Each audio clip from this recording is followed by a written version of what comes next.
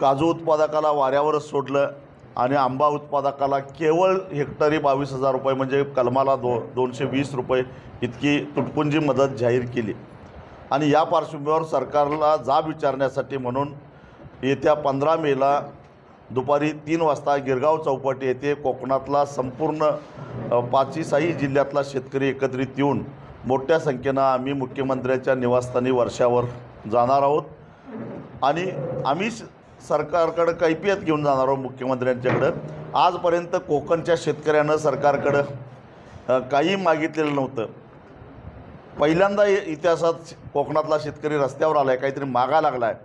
अशा वेळी सरकार जे शेतकऱ्यांच्या प्रश्नाकडं दुर्लक्ष करतं आहे, ही बाब अत्यंत गंभीर आहे आणि याचाच जाब विचारण्यासाठी म्हणून 15 मेचा हा मोर्चा। मुंबई स्थित कोकणवासी सुद्धा मोठ्या संख्येनं त्या मोर्चामध्ये येणार आहेत।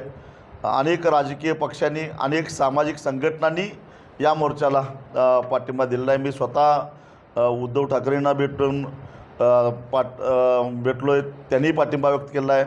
महाराष्ट्र नवनिर्माण सेनेचे प्रमुख राज ठाकरे यांनाही भेटलो आहे, त्यांनी पाठिंबा व्यक्त केलेला आहे।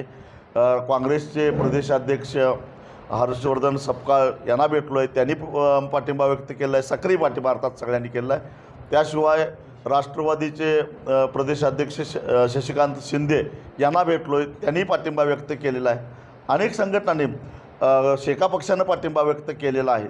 त्यामुळे सगळ्या जवळपास राजकीय पक्षांनी आणि वेगवेगळ्या सामाजिक संघटनांनी सुद्धा पाठिंबा व्यक्त केला आहे।